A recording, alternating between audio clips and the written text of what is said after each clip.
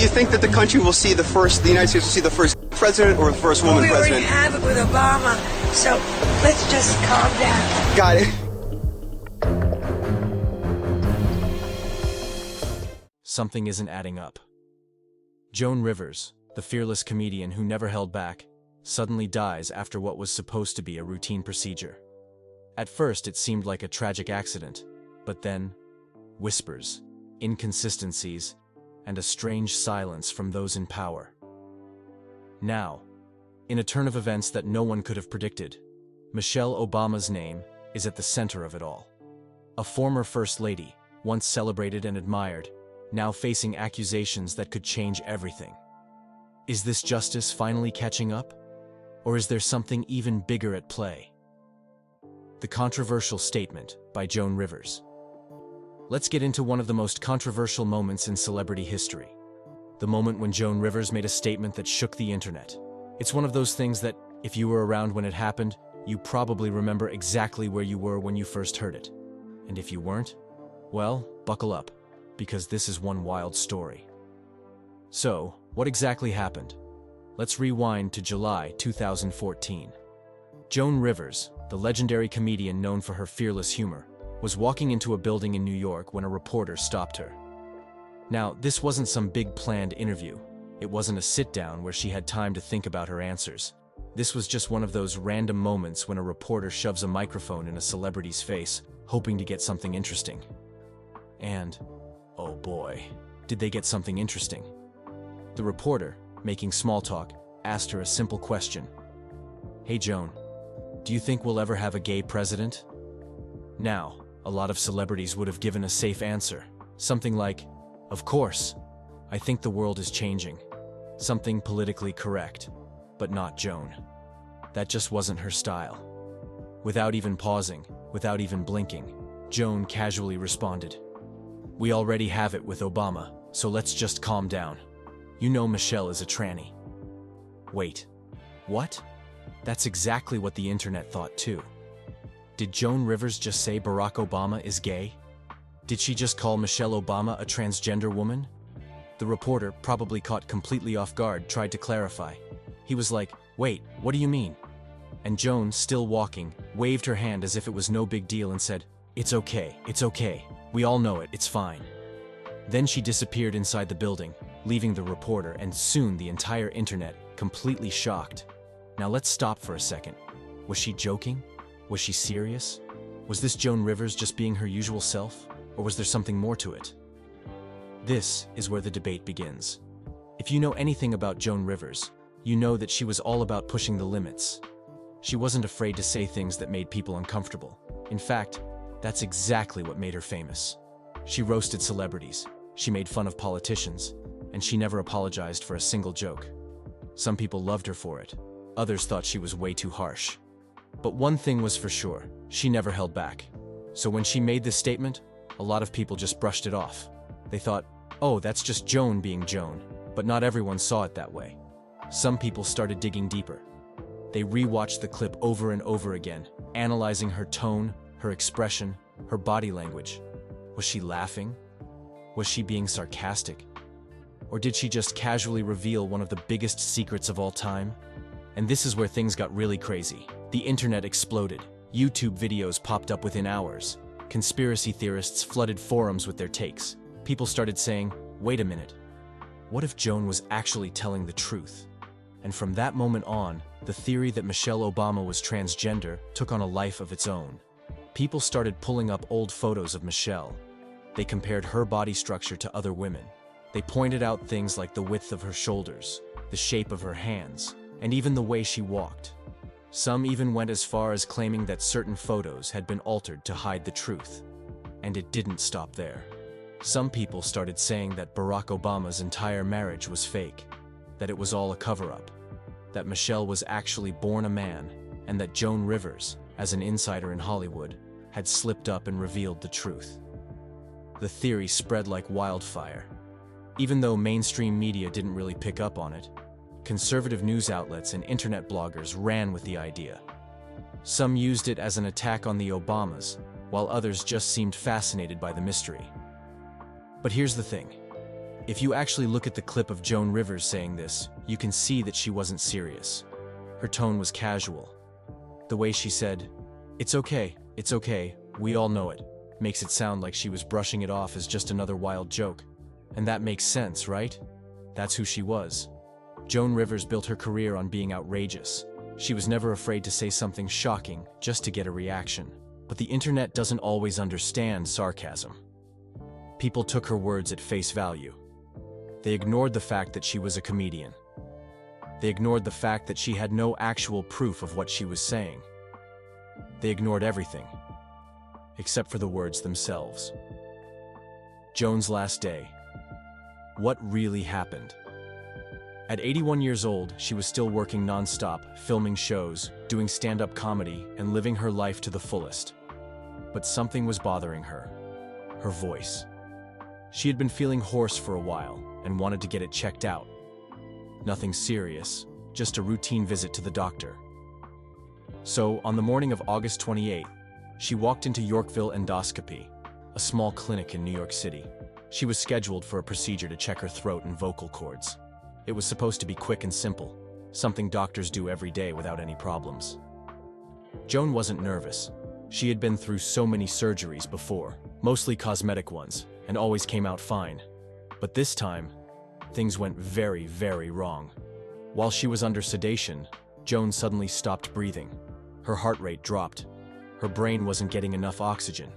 The doctors panicked and tried to save her. But by the time they called 911 and got her to the hospital, it was too late. Joan Rivers was in a coma. Now, you might be thinking, how did this happen? What went so wrong in such a simple procedure?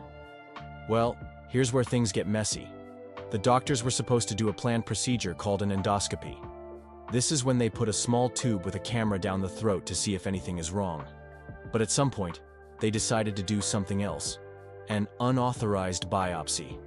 A biopsy is when doctors take a small piece of tissue from the body to test it for problems. But here's the catch. Joan had never agreed to this. It wasn't part of the original plan.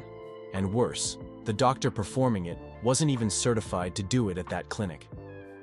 During this procedure, Joan's vocal cords started to swell. This is extremely dangerous because the vocal cords are right next to the airway, the part of the throat that lets us breathe. The swelling blocked her airway, and suddenly, she couldn't breathe at all. But here's the big question. Why didn't the doctors notice right away?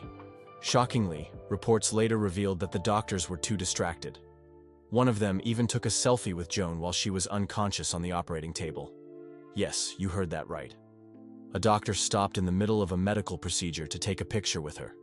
And while they were busy with that, Joan was slowly suffocating. The fight for her life. When doctors finally realized what was happening, they rushed to help her. But by then, her body had gone without oxygen for too long. They called 911 and got her to Mount Sinai Hospital, where she was placed on life support. For the next few days, her family, friends, and fans all prayed for a miracle. The hospital was filled with reporters and cameras. Everyone wanted to know, would Joan wake up? But the truth was, the damage had already been done. After being in a coma for a week, her daughter, Melissa Rivers, made the heartbreaking decision to take her off life support. On September 4, 2014, Joan Rivers was pronounced dead. The official cause of death. Now, let's talk about what the official report said. After an investigation, the medical examiner ruled that Joan's death was caused by anoxic encephalopathy due to hypoxic arrest during laryngoscopy and upper gastrointestinal endoscopy with propofol sedation. Okay, that's a lot of big words. But let's break it down into simple terms. Anoxic encephalopathy means her brain was badly damaged because it didn't get oxygen for too long. Hypoxic arrest means her breathing stopped and her heart struggled to pump oxygen. Laryngoscopy and endoscopy were the procedures they performed on her throat. Propofol sedation. This was the anesthesia used to put her to sleep during the procedure. So, in simple words, Joan Rivers died because her throat swelled shut during an unauthorized biopsy, and the doctors didn't react in time to save her. The public reaction. As soon as the news broke, the world went into shock. Fans couldn't believe it. How could someone so full of life be gone just like that? Hollywood stars, comedians, and close friends shared their heartbreak. Even President Barack Obama sent his condolences, calling her a pioneer who inspired generations of women. But there was also a lot of anger. People started questioning the clinic. How could a team of trained doctors let this happen? Why did they perform a procedure she never agreed to? And why did it take them so long to call 911? Melissa Rivers, Joan's daughter, was devastated. But she wasn't just going to sit back and accept it. She sued the clinic for medical malpractice, claiming that her mother's death was completely preventable. After a long legal battle, she won a multi-million-dollar settlement, but no amount of money could bring Joan back. Now, here's where things get even stranger. Some people started asking, was Joan Rivers' death really just an accident? Think about it. They said, she made this huge, shocking statement about Michelle Obama, and then, just weeks later, she was gone. They started making connections that weren't really there, linking her statement to her sudden passing. And that's how a simple, offhand joke turned into one of the biggest internet rumors of the decade. Even today, if you search for Michelle Obama on certain parts of the internet, you'll find people still talking about this theory. They still point to Joan Rivers' comment as proof. They still believe she was telling the truth. But was she? Let's be real. Probably not. Joan Rivers was a comedian. She lived to shock people. She said things to get a reaction. She had no filter, and that's why people loved her. So when she made that comment, she most likely wasn't thinking about starting a huge conspiracy. She was just being Joan. But once a conspiracy theory takes off, there's no stopping it. All right, let's get into the real question here. Did Michelle Obama really get sentenced for Joan Rivers' murder? This is where things get really interesting, or really bizarre, depending on how you look at it. Some people on the internet claim that Michelle Obama was secretly arrested, tried in a hidden courtroom, and sentenced for planning Joan Rivers' death. Sounds like a wild Hollywood movie plot, right? But where is this information actually coming from? And most importantly, is there any truth to it? Are there any credible sources? Now, if something as big as Michelle Obama sentenced for murder actually happened, wouldn't it be all over the news? Think about it. If a former First Lady was convicted of a serious crime, wouldn't CNN, BBC, Fox News, or even your local newspaper be covering it non-stop? There would be videos, interviews, legal documents. Basically, the world would be talking about nothing else. But here's the thing. There is nothing. Not a single real news source has reported this. So, where did this rumor start? Well, like most internet conspiracies, it seems to have come out of nowhere. It started circulating on some lesser-known websites, the kind that look more like blogs than actual news platforms. Some of these sites have a history of making up shocking stories just to get clicks. They don't care about facts, they care about attention. They know that people love crazy, dramatic stories, so they write things that sound unbelievable. Because they are. But let's be fair. Just because big news channels aren't covering something doesn't automatically mean it's false, right? So let's dig deeper. Dissecting misinformation. Here's where things get really messy. Have you ever seen a news headline that sounds too crazy to be true? That's because most of the time, it is. Some websites specialize in fake news. They write stories that look real but are actually made up. For example, one website claimed Michelle Obama was secretly arrested, but they gave no real details. No date, no location, no court documents, nothing. Just a bold claim with nothing to back it up. And yet, people started sharing it without questioning it. That's how misinformation spreads. Someone sees a shocking headline, gets emotional, and hits share before checking if it's true. But wait, it gets worse. Deepfake images and AI-generated reports are making fake news even more dangerous.